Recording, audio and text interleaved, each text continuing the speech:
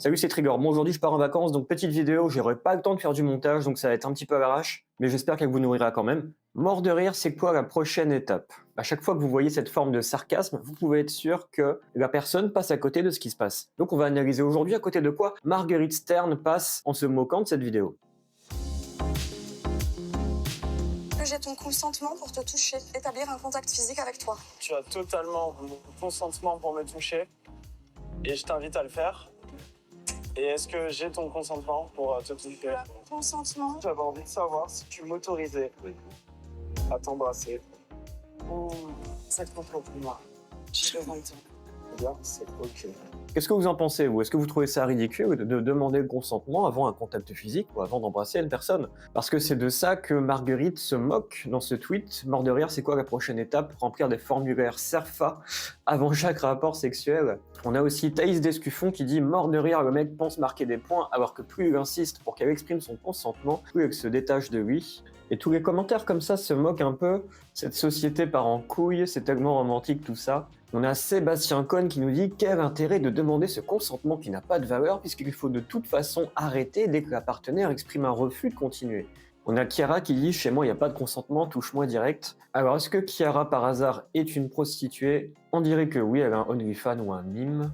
On a Matter qui dit vous préférez la culture du viol, mais ça on le savait déjà, hashtag nunuche de souche. Est-ce que quand on est une femme de droite, on préfère la culture du viol? Est-ce que quand on est une femme de droite, on n'aime pas le consentement? Donc qu'est-ce qu'on peut penser de tout ça? Je vais vous proposer, une fois n'est pas coutume, d'avoir une pensée fonctionnelle. On va essayer de comprendre qu'est-ce qui fonctionne dans cette scène. On va essayer de faire cet exercice d'humanité qui consiste à se dire il n'existe pas de dysfonctionnement. Ça, c'est pas quelque chose qui part en couille. Au contraire, c'est un fonctionnement et on va essayer de comprendre quel est ce fonctionnement. Si vous connaissez la grille Ipséité, vous savez qu'un de mes premiers critères pour juger la qualité des relations humaines, c'est est-ce qu'on se traite comme un objet, comme un sujet, comme une altérité ou comme une ipséité. Et si vous avez vu la vidéo sur le porno, vous savez que les hommes se traitent comme des objets. Les hommes se voient et se traitent comme des objets, comme des fonctions dans la société. On a un gros problème avec ça et c'est pour ça que les hommes n'arrivent pas à traiter les femmes comme des sujets parce qu'eux-mêmes ils se traitent comme des objets. Donc là on a une scène très intéressante où cette jeune femme, elle demande à un homme, et c'est peut-être la première fois de sa vie que cet homme entend ça, est-ce que j'ai ton consentement pour te toucher? En disant ça, cette femme elle a un impact incroyable parce que le mec, ça le force lui-même à se traiter comme un sujet, ça le force lui-même à se dire mais c'est vrai ça, est-ce que j'ai envie d'être touché par cette femme? La plupart des mecs ils diraient mais meuf demande même pas, vas-y touche-moi, je suis un objet, tu n'as pas interrogé mon consentement. Et c'est ça la culture du viol. La culture du viol c'est mais c'est normal de pas demander, c'est normal de me traiter comme un objet parce que moi-même je me traite comme un objet. Et donc cette jeune femme en forçant le mec à se traiter lui-même comme un sujet, ça paraît anodin parce que évidemment que le mec va dire mais oui t'as mon consentement, Je t'invite à le faire. et je t'invite à le faire, mais la meuf elle est en train de jouer un jeu redoutable, parce qu'elle force le mec à se mettre au niveau sujet-sujet, et si lui-même se traite comme un sujet, alors il ne va pas la traiter elle comme un objet. Si tu demandes à un homme est-ce que j'ai ton consentement pour te toucher, vous allez forcer le même jeu en miroir. Cet homme il va se dire mais est-ce que j'ai le consentement de cette femme pour la toucher? Donc c'est une bonne manière de se protéger et de poser les standards d'une relation sur une base de respect en fait. Parce qu'il y a un truc que visiblement Marguerite et Thaïs ne comprennent pas, vous êtes une jeune femme, vous êtes à une soirée, il y a un mec un peu lourd qui essaye de vous pécho, vous lui envoyez des signes que vous n'êtes pas intéressé, ce mec ne capte aucun signe, et ça devient de plus en plus gênant, il finit peut-être par avoir des mains baladeuses, jusqu'à devoir vous forcer à devoir exprimer un non, ne me touche pas, putain. Et en fait, si vous êtes une femme, combien de soirées comme ça vous devez vivre, à vous faire brusquer dans votre intimité, à vous faire rentrer dedans par des mecs qui ne veulent pas lâcher la grappe? Est-ce que vous avez envie de passer votre vie à ça? Non. Donc maintenant, il y a un truc très pratique qui existe, c'est exprimer le consentement. Ça sert à ne plus perdre de temps en tant que femme qui se fait aborder, et ça sert aussi pour les mecs à ce qu'on puisse leur dire mais mec, en fait c'est pas ok que tu me parles, c'est pas ok que tu me touches, ne perds pas ton temps avec moi, je ne vais pas perdre mon temps avec toi, je te souhaite de trouver ton bonheur ailleurs. Et je vais pas passer ma soirée à faire semblant de t'apprécier alors que c'est pas le cas. J'avais envie de savoir si tu m'autorisais à t'embrasser. Ça te comprend pour moi. C'est vrai que c'est un tue-l'amour, mais il y a une différence avec le début. Que j'ai ton consentement pour te toucher, établir un contact physique avec toi. Tu as totalement mon consentement pour me toucher et je t'invite à le faire. Ici, on est dans la découverte, ici, on est dans la rencontre humaine. Tous ces mots-là, le consentement, tous ces outils, tout ça, c'est des prétextes à se rencontrer. J'avais envie de savoir si tu m'autorisais à t'embrasser. Ça te comprend pour moi. Ici, je sens que le mec a essayé de la draguer à fond, il n'est pas parvenu à ses fins, donc il tente la carte de la dernière chance. Il se dit peut-être qu'avec cette carte, si je demande l'autorisation d'embrasser, peut-être qu'elle va me le donner. Eh ben non, terminé. Mais c'est pas parce que le mec a demandé le consentement qu'il n'a pas pu embrasser cette femme, c'est parce que c'était déjà mort en fait.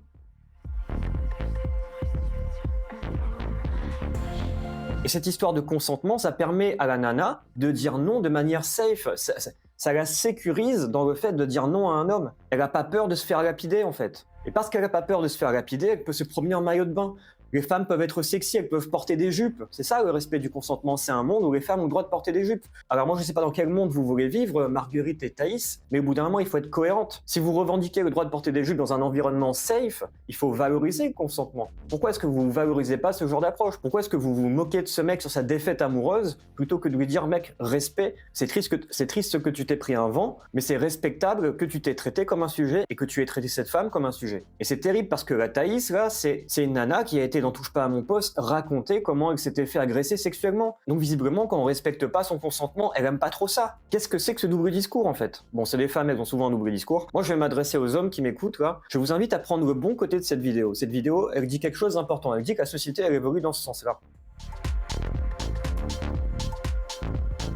Pour finir, une petite analyse ipséité de tout ça. Connexion humaine, on apprend à se traiter comme des sujets, et ça c'est très bien en fait. Parce qu'après sujet, il y a altérité. Et quand vous êtes dans l'altérité, vous n'avez plus besoin de poser la question du consentement, vous n'avez plus besoin de contracter ça, parce que ça va de soi. Mais il faut déjà passer par la putain de case sujet pour arriver à la case altérité. Donc je vous encourage vraiment à jouer à ce jeu du consentement, et vous pouvez même érotiser ça. Le principal reproche que je vois, c'est oui, c'est un tue-l'amour, etc.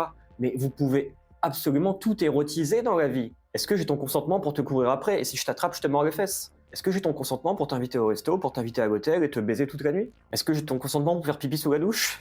On peut s'amuser avec ça, c'est ça que je suis en train de vous dire. La posture relationnelle induite par cette histoire de consentement, c'est le plus, et c'est tellement rare des relations gagnant-gagnant. Est-ce que c'est OK pour toi? Est-ce que c'est OK pour moi? Vous êtes en train de vous moquer de gens qui apprennent à relationner sainement, en fait. Alors évidemment, de manière protocolaire, ça peut être un tue-l'amour, etc. Mais on s'en fout, c'est pas la question. La question, c'est pas de réussir à pécho la meuf. La question, c'est de réussir à relationner sur une base de respect. Le mec, il s'en bat les couilles de la meuf. S'il n'arrive pas à choper celle-ci, il essaiera d'en pécho une autre. Au niveau de la détente du slip, avec cette histoire de consentement, on est dans le niveau du lâcher-prise. C'est toujours un acte courageux et vulnérabilisant que de demander le consentement à quelqu'un. Donc c'est respectable. Si vous ne respectez pas ça, vous perpétuez ce qu'on appelle la culture du viol. On va passer à la relation narcissique. Alors, demander le consentement, ça sert à quoi?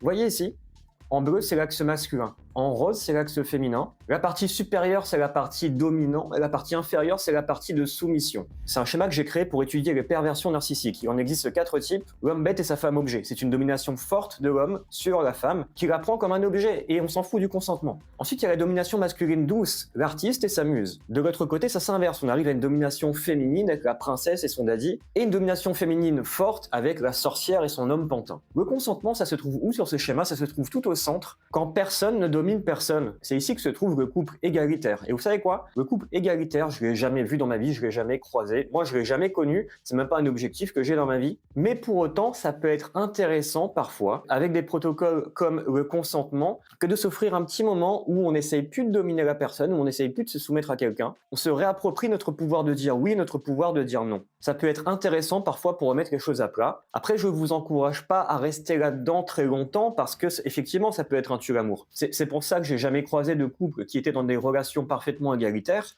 parce que ce serait tellement un tue-l'amour que le couple ne serait plus un couple.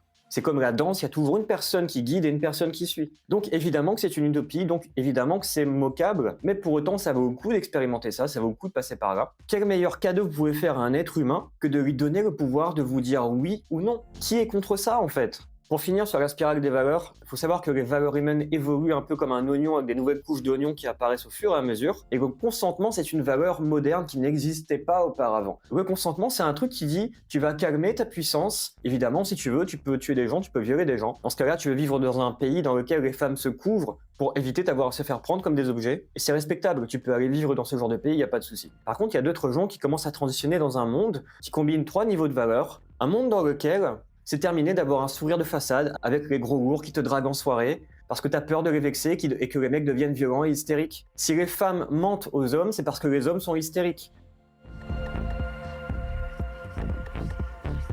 À partir du moment où vous posez le consentement comme une base absolue, ça offre le terrain pour relationner d'individus qui se respectent à individus qui se respectent, et ça ouvre la voie pour relationner authentiquement avec la personne. Quand je demande à une fille est-ce que j'ai son consentement pour l'embrasser, je suis en train de lui dire, meuf, je veux te connaître vraiment. J'ai pas envie de te faire à l'envers, je veux pas que tu fasses semblant avec moi. Si tu veux me nexter, y a pas de souci. Je vais vous dire, je me souviens d'une fille avec qui j'ai demandé son consentement, non pas pour l'embrasser, mais pour essayer de l'embrasser. Je lui ai dit, est-ce que j'ai ton consentement pour essayer de t'embrasser autant que j'aurais envie d'essayer de t'embrasser et toi tu me mets autant de vent que tu veux. Elle voulait pas que je l'embrasse. Elle m'a dit si tu veux mais je vais te foutre énormément de vent. Et du coup je l'ai embrassé, enfin j'ai essayé de l'embrasser, elle m'a foutu un gros vent et je lui disais aïe ça fait mal. Elle me dit ouais je te l'avais prévenu. Et j'ai essayé encore quelques fois jusqu'à que j'en ai eu marre, elle m'a foutu plein de vent. Enfin, j'avais pas de dignité à l'époque. Mais en faisant ça, je lui ai donné du pouvoir à cette femme. Je lui ai donné confiance en elle, je lui ai donné la garantie qu'avec moi, elle pouvait se permettre de me dire non et qu'elle était safe avec ça. Donc je l'ai aidé à se construire en tant que femme. Et ensuite, quand j'ai dragué une de ses copines devant elle, elle est devenue jalouse. Et la fois d'après, quand j'ai essayé de l'embrasser, elle s'est laissée faire. Et puis on est sortis ensemble pendant 2 ans.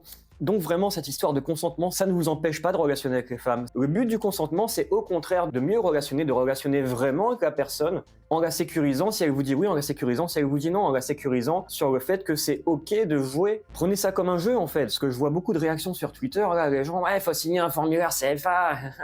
Mais à quel moment vous avez oublié que les relations humaines, c'était un jeu? Et quand je regarde encore les commentaires, il y a pas mal de culture du viol en fait. On a Aleph Laurent qui dit « Mais attrape-la par les cheveux, la gourgandine ». Je vois ce que tu veux dire, Laurent, mais c'est pas la même chose d'attraper par les cheveux une nana qui jouit, que tu l'attrapes par les cheveux, qui aime ça, que d'attraper par les cheveux une nana qui se dit « Mais qu'est-ce qu'il fait, lui ?» Parce que dans ce cas-là, le seul truc qui reste aux meufs, c'est de foutre au mec un coup de pied dans les couilles. C'est comme ça que vous voulez relationner avec des femmes. Vous avez vraiment envie de vous faire traiter comme des animaux? Ah mais oui, pardon, vous vous traitez encore comme des objets. Gilles Soren Bourdonnaz qui dit « Il s'agit d'un extrait de la Villa des cœurs brisés. On a affaire à des stars qui font un exercice dicté par Lucie et la coach Love compte tenu de leurs problématiques respectives. » Ah, un peu de contexte, ça fait pas de mal. On a Miss Chez vous Smother qui dit « Comment vous êtes fâché en com juste parce qu'elle a demandé le consentement du gars mais vous êtes fou ?» Ouais, il y a un truc comme ça. Nous, ce qu'on veut, c'est du spectacle, du sang, des gens qui s'arrachent par les cheveux. En fait, les gens ont peur qu'apporter de l'harmonie entre yin et yang, ça supprime la vitesse du vivant.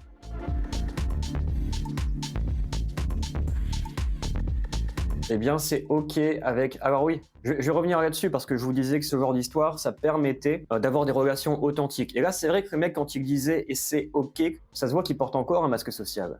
Eh bien, c'est OK.